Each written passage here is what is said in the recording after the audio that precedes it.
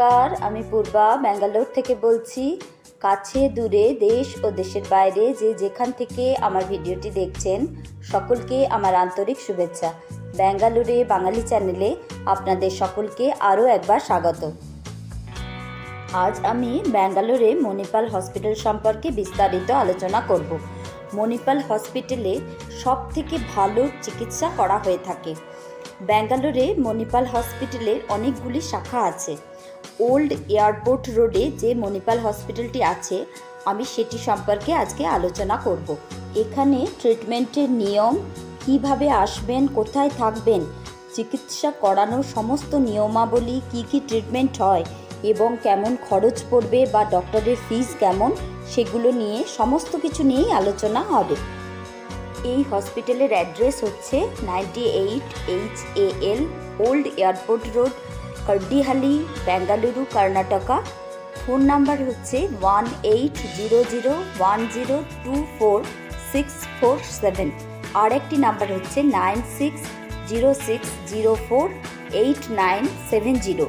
স্ক্রিনে এই যে নাম্বারটা দেওয়া রয়েছে, এই নাম্বারে আপনারা প্রথমে ফোন করে সেখানে কন্ট্যাক্ট করার চেষ্টা করবেন, এই হসপিটালে কন্ট্যাক্ট করার চেষ্টা করবেন। যদি না পেয়ে থাকেন বা রিং হয়ে কেটে যায়, তাহলে কিছুক্ষণের মধ্যেই কিন্তু হসপিটাল কর্তৃপক্ষ থেকে আপনাদেরকে একটা টেক্সট মেসেজ দেবে এবং সেই মেসেজটা আপনার কাছে এই মেসেজটা দেবে এবং এই মেসেজ অনুযায়ী আপনাদেরকে ওনারা ফোন করে কথা বলে নেবেন। তখন আপনি কোন ডাক্তারকে দেখাবেন, কি করবেন না করবেন সমস্ত কিছু জানাবেন। সঙ্গে আধার কার্ডটি নিয়ে বসবেন যখন কথা বলবেন। আর আপনার কি রোগ হয়েছে, কি অসুবিধা বা আগে কোনো চিকিৎসা হয়েছে কিনা, সমস্ত তথ্য ওনারা জানবেন। ওনাদেরকে ভালো করে আপনারা বুঝিয়ে বলে দেবেন। তাছাড়াও এখানে এসে সরাসরি রিসেপশনে গিয়ে আপনার রোগ অনুযায়ী ডক্টরের অ্যাপয়েন্টমেন্ট নেওয়া যায়, সেটাও করা যেতে পারে। মণিপাল হসপিটাল কিভাবে আসবেন? কলকাতা বা হাওড়া থেকে যদি আসেন, তাহলে বেঙ্গালুরু এয়ারপোর্ট থেকে এই হসপিটালের দূরত্ব হচ্ছে 41 কিলোমিটার। কারে ভাড়া পড়বে 1200 থেকে 1500 টাকা। আর কাছের রেল স্টেশন হচ্ছে SMVT বেঙ্গালুরু। SMVTতে পৌঁছে বাসে, ওবের, ওলা বা অটোতে আসতে পারবেন। বাসে সময় লাগবে 1 ঘন্টা 15 মিনিট মতো। ওলা, ওবের বা অটোতে সময় লাগবে 30 থেকে 40 মিনিট। ভাড়া পড়বে 300 থেকে 350 টাকা মতো। ব্যাঙ্গালোরে যেহেতু মণিপাল হসপিটালের অনেকগুলি ব্রাঞ্চ আছে, শাখা আছে, সেহেতু অটো ড্রাইভারকে বলে দেবেন ওল্ড এয়ারপোর্ট রোডের কাছে যে মণিপাল হসপিটাল আছে, আমরা সেখানে যাব। আর প্রথমেই একটা কথা বলে রাখি, ভাষার সমস্যার জন্য কোনো চিন্তা করবেন না।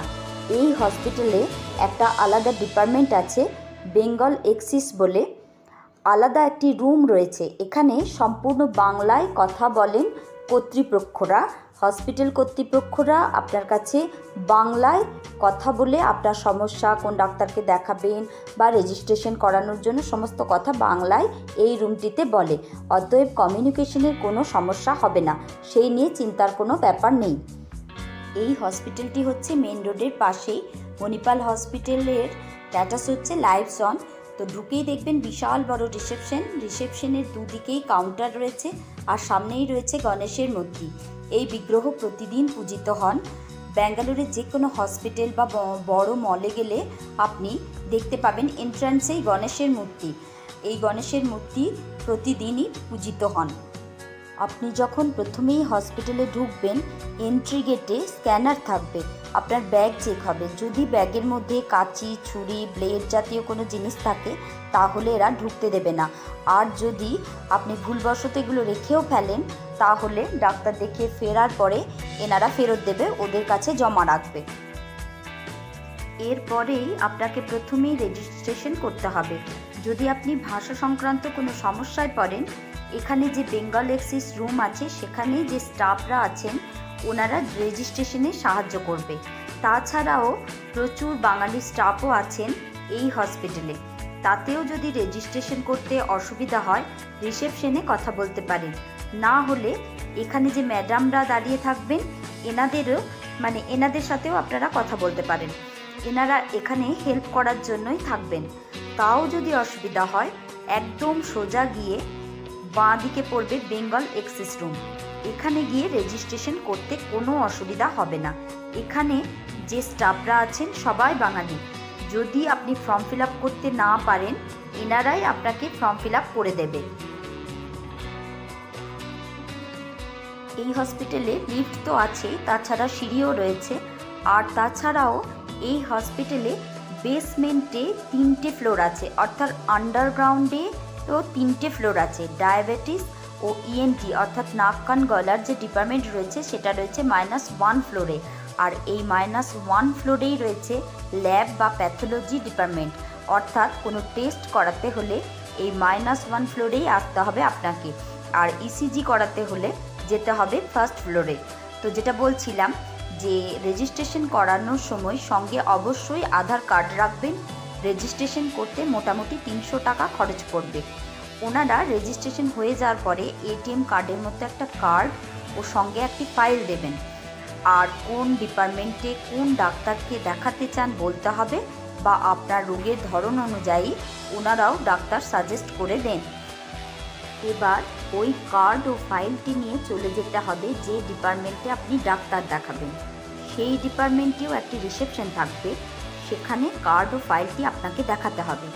এই রিসেপশনেই আপনার নাম এন্ট্রি হবে, আপনি যে ডাক্তারকে দেখাবেন। এই রিসেপশনেই আপনাকে ডাক্তারের ফিস দিতে হবে। বিভিন্ন ডিপার্টমেন্টের ডাক্তারের বিভিন্ন ফিস, তবে প্রত্যেক ডাক্তারের মোটামুটি 950 থেকে 1100 টাকার মধ্যেই ফিস হয়ে থাকে। ফিস দিয়ে নাম এন্ট্রি করে বসতে হবে। এখানে বসার অনেক সিট আছে, সিরিয়াল অনুযায়ী নাম ধরে ডেকে নেবে নির্দিষ্ট ডাক্তারের চেম্বারে। এখানে একটা কথা বলে রাখি, ডাক্তারবাবুরা কিন্তু বাংলা একদমই বোঝেন না, হিন্দি ভালো মতো বোঝেন। ভয়ের কোনো ব্যাপার নেই। বাঙালি অনেক রোগীর গার্জেনকে পাবেন যারা আপনার বাংলা কথা হিন্দিতে ডাক্তারবাবুকে বোঝানোর জন্য হেল্প করবে, আর এর জন্য হসপিটাল কর্তৃপক্ষই ব্যবস্থা করে দেবেন। হসপিটালের ভিতরেই ফার্মাসি রয়েছে, ওষুধের দোকান রয়েছে, আর হসপিটালের ভিতরেই আপনার এটিএমও আছে। আপনাকে টাকা তোলার জন্য বাইরে যেতে হবে না। ছোটোখাটো খাবার জিনিসও আপনি হসপিটালের ভিতরেই পেয়ে যাবেন।